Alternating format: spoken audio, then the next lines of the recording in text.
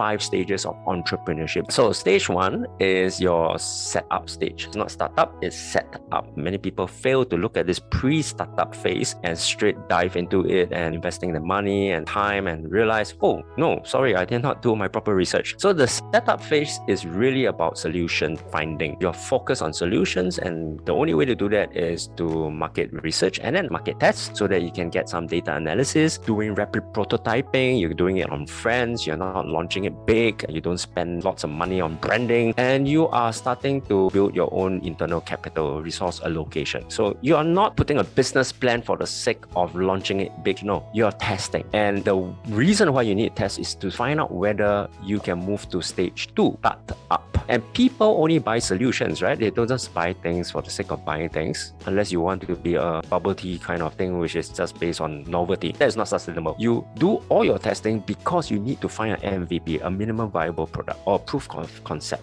And that proof of concept simply means that it's a transaction. So you're focusing on sales. If there's no money, you are not running a business. Once again, if you're not focused on sales and there's no money transaction, it is not a business. It's just a hobby. At best, a charity. Paid that price for a long time because I came from the charity sector, social services, and I realized that I'm doing charity for people. People want my time, 1 hour coaching session and all that. At most, they give me a donation. You can't survive. That's not a business at all. So you need to have a proof of concept, and then with analysis and refinement so that you can move this to part 3. So at stage 2, you're focusing a lot on sales and salesmanship. Your skills that are needed is not so much your product and services. Like for example, if you're a coach, you're not just there to say, hey, let me develop my coaching skills a bit more. You need to be a business person and a salesman, and you need to create sales revenue. Then you can move to stage 3 because now you've got the MVP, that proof of concept. Now you're going to scale that product or services. You're going to say, how can I replicate on that? And you're focused on marketing. All your revenue is not supposed to be spent on things that are frivolous. You're supposed to reinvest it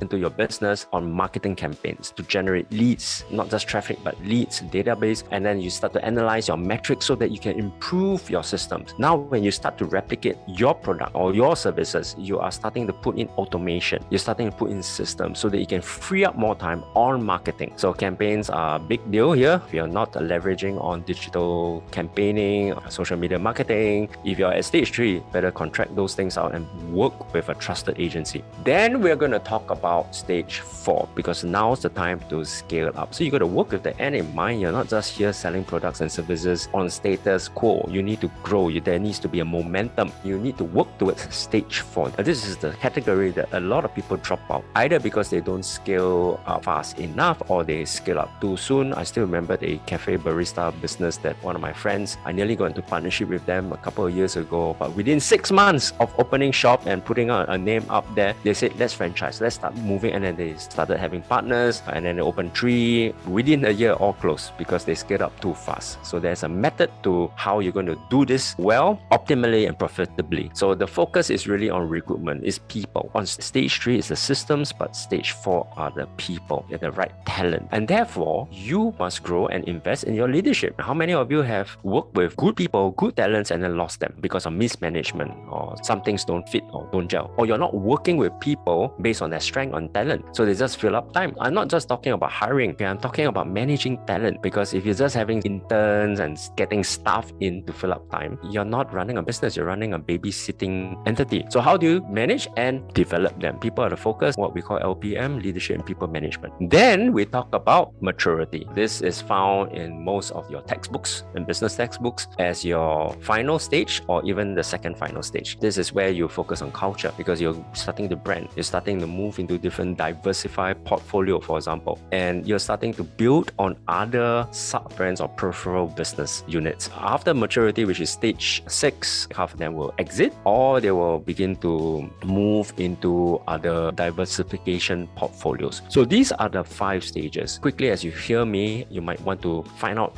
identify which stage are you at, because for each stage, it serves a different objective and and is very, very focused on that. Let me just share with you the bad news right now. Here, typically in Asia and particularly in Singapore, this is what happens. The drop-off rate. The early death for the stage 1 or 2, 30%. And then for the majority, I would dare say, when they first started up and it's doing okay. Remember, start up and grow up is not a time to say, hey, I've got a business running, I've got passive income. Nothing like that. It's fully active. In fact, the trade-off is that you have to spend even more time as an entrepreneur to build and to study everything and to know every part of your business, from accounts to admin to marketing to sales. And solopreneurs, you do things yourself here. Freelancers, property insurance agents, all that, they think, okay, I've got a job. And that's true, you got a job, you're self-employed, you don't have a business. And if you continue that way, status quo, then you become a zombie business. There are a lot of businesses that I work with, 5, 7, 8 years old. The account is still running at Accra, but really it's dormant. It's not doing anything, except the occasional contracts. And very soon they will just die out. Zombie business don't last because you got to pay for the upkeep. Some people actually grow up, so they spend loads and invest in marketing, and they actually can scale the product or service, not the business yet. When I say scaling, there's 2 types of scaling, but half of them will have a pre-scale exit, either because of competition, either because they are investing in the wrong marketing campaigns, or they don't know how to do it well, they're not mentored, they're not coached in this area. So half of them disappear. A few of them, in fact, I would say 2 out of 10 businesses will move into scaling. Scaling is huge. Scaling is very important. When they start going to it, either they got some investors, some VC's capital injection, so they are able to just scale up very quickly,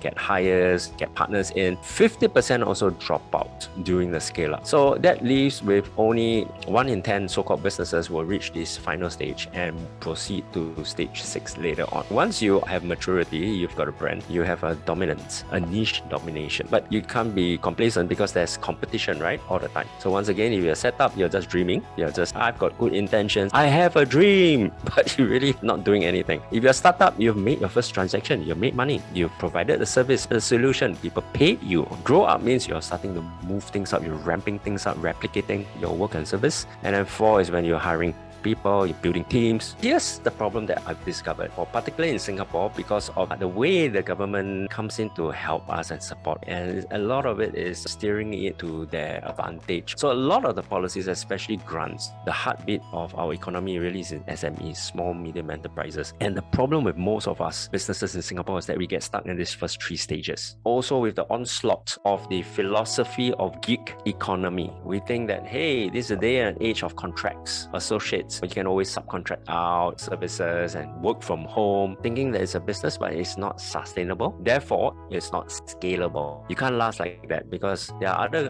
factors in our lives like health, family, and all those kind of things, your whole equilibrium. And the only way to do that is to have fast growth in this area. And for some of us, for me especially, I've learned the hard way. I set up a business before, and for 5 years, I was still at startup grow up phase. I wasn't able to scale at all. Previously, we talked a lot about economics of scale. Today, the buzzword is economics of speed. Because if you don't do this fast and you don't accelerate, then it's not just external competition. You face a lot of hurdles and hiccups along the way that prevents you from ever scaling up.